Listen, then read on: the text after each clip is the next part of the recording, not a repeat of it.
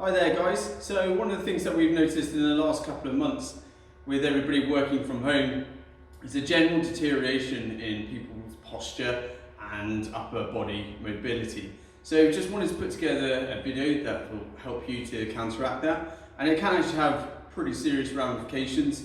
So one thing we have noticed is that kind of general rounding of the shoulders, really tense in the chest, and then hyperextended in the upper back.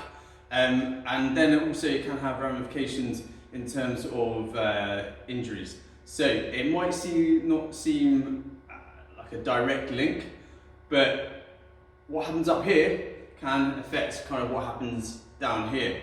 Alright, so as an example, if you're super stiff and tense on one shoulder and it perhaps is a little bit elevated, the forces that are dissipated during running, they sort of zigzag down your body. Okay, so when you kind of got that hunched shoulder effect, that can have an effect on your hip on the other side, or even your knee as well. Okay, so it can have ramifications in terms of injury. So it's really worth making sure that you're doing your best to mitigate any postural issues. So the first stretch I'm going to show you is for your chest. Okay, so you're going to need a door frame or a wall like this or something. Just a wall that you can kind of push past. So you're going to get your elbow into the wall, forearm and hand there as well, and then you're going to step forwards with your opposite foot, and then we just kind of lever into that joint, rotate away from that elbow, push the chest forward a little bit, and you should get a really nice lovely stretch across the front of that shoulder joint and then across the front of your chest.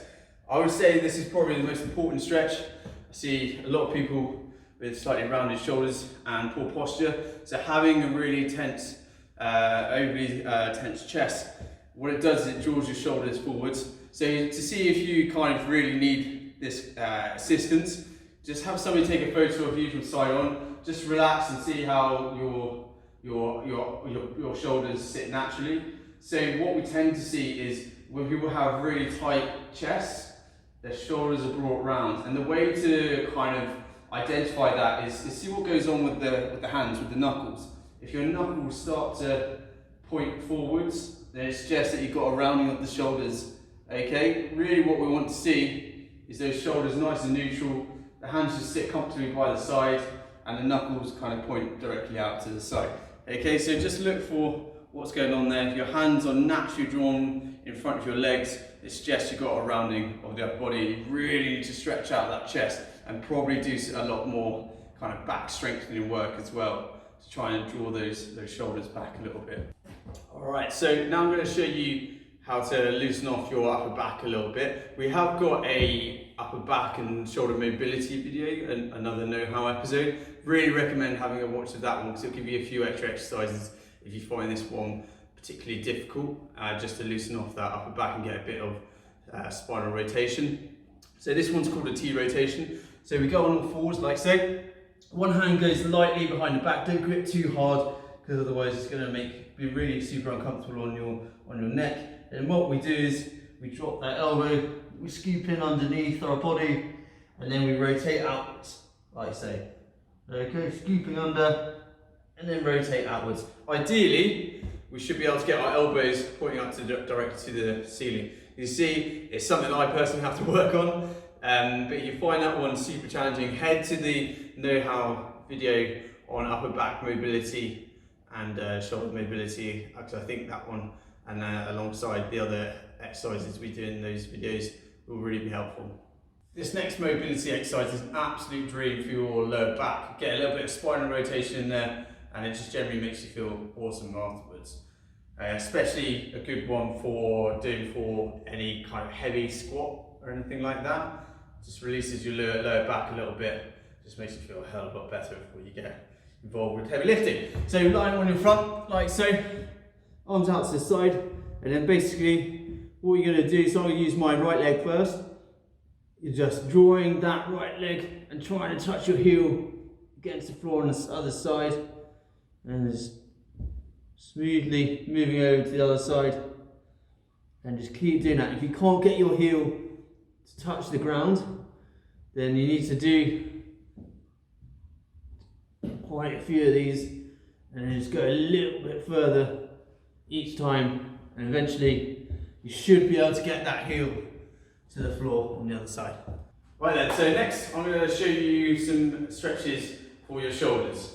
Okay, so again, ideally you need a door frame and preferably one that you can reach the top of. There's a reason I'm using a squat rack and not a door frame myself. I'm somewhat vertically challenged, you might say. We start though with a bit of an old school stretch. So just swing one arm in front of you and get this arm, this side, the side closest to your shoulder, beyond the elbow. Try not to do it this side of the elbow because you're going to get flex of the elbow and it takes all the tension out of the stretch. So drawing that arm across you, look the other way if you can, you might get a nice little stretch across your back of your neck as well. It's a really old school one. You stretch right across the back of your shoulder like that. A similar stretch where you get good leverage into that joint. Hands at the top of the door frame, feet together, and then just push that chest forwards, and you should get a really nice stretch down the back to your shoulders, and then hopefully into your lats as well, the muscles down the side of your back. Okay, if you're finding that this is really just your shoulders, then it tells you you need to get rid of that tension in your shoulders, so then you can get that stretch elsewhere. If you struggle to find something you can reach like that, then I would recommend using your sofa or a chair or something. Just bend your chest parallel to the ground, and then do the same process with your arms out in front of you, and then just drop that chest forwards. Okay, it's much the same effect. It is actually, you do get a better stretch from doing it vertically, but that also is just does as good a job. Okay, and then the next one is primarily for your lats, but similarly, if you adjust to the one where you're just on using the top of the door frame, if you just feel this next one in your shoulders, it tells you kind of really that you have to loosen those shoulders off as much as you can. Okay, so the way we do this, get your elbows onto the edge of the sofa or the chair. Okay, loosely intertwine your fingers, then drop your head in between. Okay, and push your chest down to the floor. And then once you get that stretch into your lats, start to draw your hands behind your head, and you'll get a stretch into your triceps as well. So it's a bit of a two birds with one stone, that one. Really good stretch. But as I say, if you're just feeling that in your shoulders, then you really need to focus on loosening off those shoulders, and then hopefully that stretch will start to get into your lats as well. Okay, so there we have it. Just a few stretches for your upper body and some mobility exercises. Make sure that when you do any kind of stretching, you're nice and warm. So after a nice hot shower or after a training session. Okay, and yeah, make sure you're doing it very regularly, because if you think about how often you're spending sat rounded at your laptop, you're going to have to counteract that, and the only way to do that is to do it pretty much sort of every day.